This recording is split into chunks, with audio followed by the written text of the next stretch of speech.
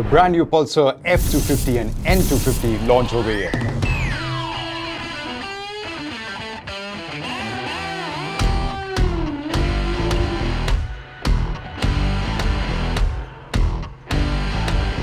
जैसे हमने प्रॉमिस किया, अगर आप लाइव स्ट्रीम पे नहीं जुड़े हैं तो इस वीडियो में आपको वो सारी डिटेल्स मिलेंगी जिससे आपके कंफ्यूजन क्लियर हो जाएंगे। जी हाँ, जो भी क्वेश्चन आपके माइंड में है, चाहे वो स्टाइल, स्पेक्स, फीचर्स, जो भी डिटेल्स है जो लाइव स्ट्रीम में यानी कि लॉन्च के वक्त आपसे मिस हो गई है, वो इस वीडियो में आपको वो डिटेल्स मिल जाएंगे। यानी कि रोलिंग पिस्टन्स की तरफ से वो डिटेल्स आपके सामने प्रेजेंट हो रही है बिल्कुल तुरंत। Welcome to rolling pistons, I am Tarun David और आप सबको हमारा पिस्टन सलाम।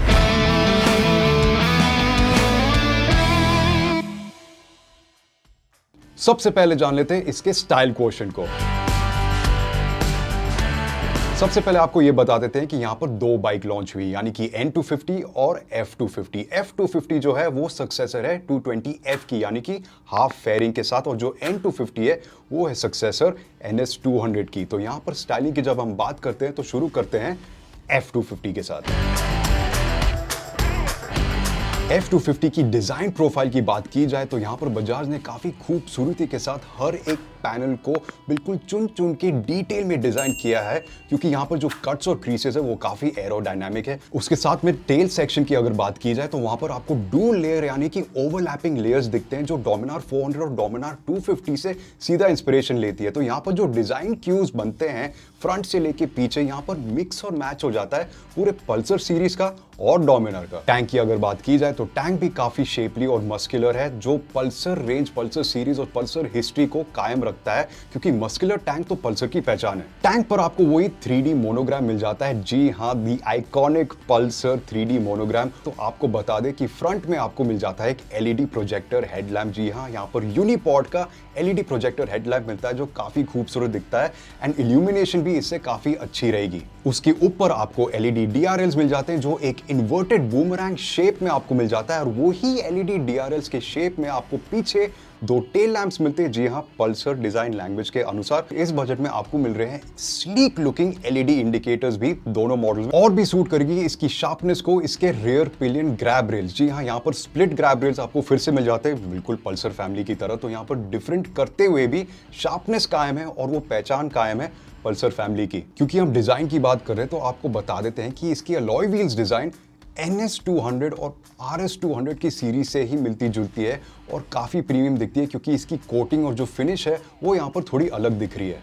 स्टाइल, डिजाइन, प्रोफाइल की बात हो गई, मगर अभी आपको बता देते हैं कि इसमें टेक्नोलॉजी आपको क्या मिलती है in terms of the instrument cluster.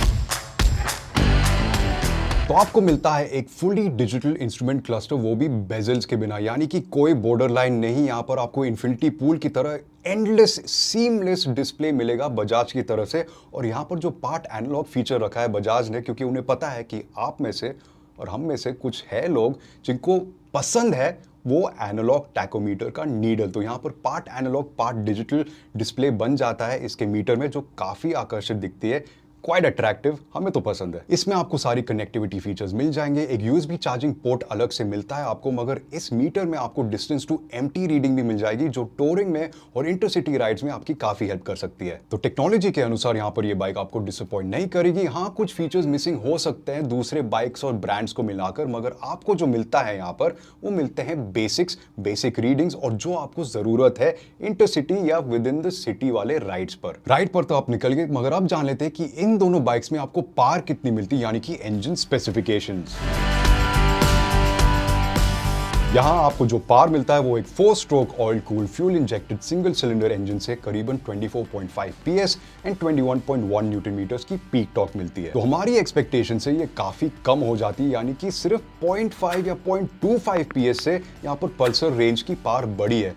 तो हो तो जाती है ये मोस्ट पावरफुल पल्सर, मगर हमें थोड़ी सी डिसअपॉइंटमेंट है, और वही डिसअपॉइंटमेंट थोड़ी खुशी में बदल जाती है, क्योंकि आपको मिलता है एक स्लिप एंड असिस्ट क्लच। जी हाँ, पल्सर 250F एंड N250 में। तो मैकेनिकल्स की अगर हम बात कर रहे हैं तो आगे आपको टेलीस्कोपिक फोक्स मिल जाते हैं और पीछे मोनोशॉक सस्पेंशन, जिसमें प्रीलोड एडजस्टेबिलिटी भी आपको मिल जाती है। सस्पेंशन की हम बात कर ही रहे तो यहाँ पर परफॉर्मेंस आपको बढ़िया मिलेगी, मगर परफॉर्मेंस जो ब्रेकिंग कंपोनेंट्स के हैं वो भी आपको बहुत बढ़िया मिलेगी, क्योंकि 300 mm का डिस्क ब्रेक आपको आगे मिल जाता है, 230 mm का डिस्क ब्रेक पीछे।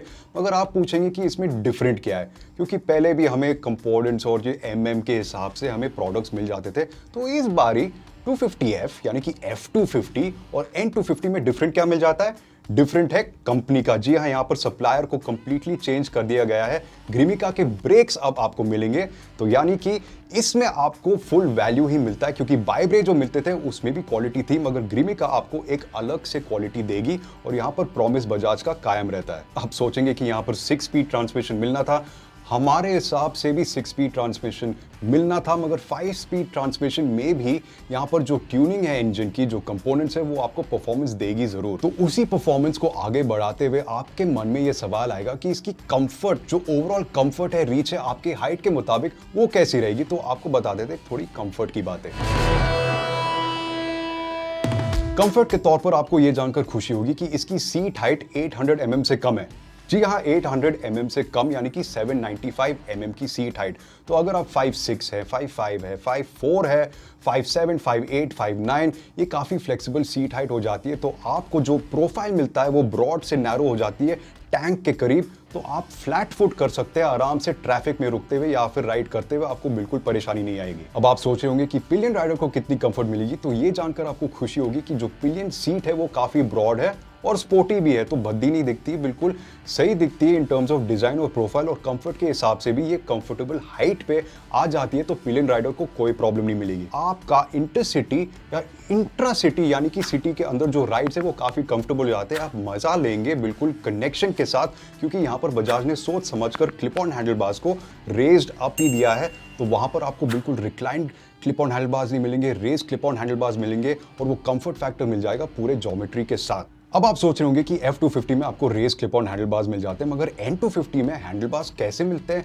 N250 में आपको मिलते हैं फ्लैट हैंडल बार्स। जी हाँ, फ्लैट हैंडल बार्स जो काफी नीचे भी नहीं है, ऊपर भी नहीं है, रेस भी नहीं है, कंफर्टेबल पोजीशन बनाते हैं उस ज्योमेट्री के अंदर। तो एक स्ट्रीट फाइटर नेकेड की तरह, यानी कि MT-15 की तरह या फिर जिक्सर हो गई, इन सारे बाइक्स की तरह, ज्यादा MT-15 की तरह यहाँ पर आपको एक स्पोर्टीनेस मिल जाता है NS200 के डिजाइन लैंग्वेज को और उसके प्रोफाइल को कायम रखता है इसकी हैंडल बार। तो सारे कॉमन एलिमेंट्स जो इन दोनों बाइक्स को जोड़ते हैं, यानी कि engine components, engine specification, suspension specifications, जो टायर साइज है यानी कि 130 सेक्शन का टायर, वो भी कॉमन हो जाता है। मगर यहाँ पर N250 है, वो कैसे अलग होती है ये आपको बता देते हैं कुछ थोड़े से पॉइंट्स में।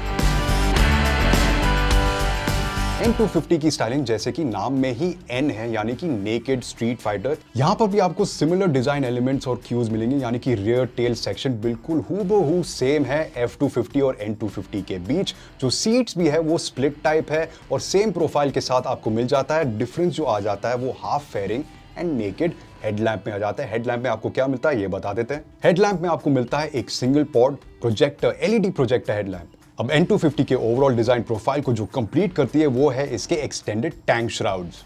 जी हाँ, यहां पर सीधा इंस्पिरेशन लिया गया है NS200 से और कुछ हद तक ड्यूक के सीरीज से। जी हाँ, मैंने ड्यूक का नाम ले लिया यहां पर क्योंकि बजाज के फैमिली में ही ड्यूक आ जाती है। तो यहां पर जो इंस्पिरेशन बनती है वो एक ऑलराउंड इंस्पिरेशन बनकर आपके सामने एक प्रोडक्ट में दिखाई देती है। तो यहां पर जो एक्सटेंडेड टैंक श्राउड्स है वो डोमिनार की भी याद दिलाएगा, NS200 की याद दिलाएगा, ड्यूक की भी याद दिलाएगा। तो कंप्लीट प्रोफाइल और पैकेज के हिसाब से यहां पर ये काफी स्टाइलिश दिखती है और इसको देती है एक सॉलिड स्ट्रीट फाइटर की रोड प्रेजेंस।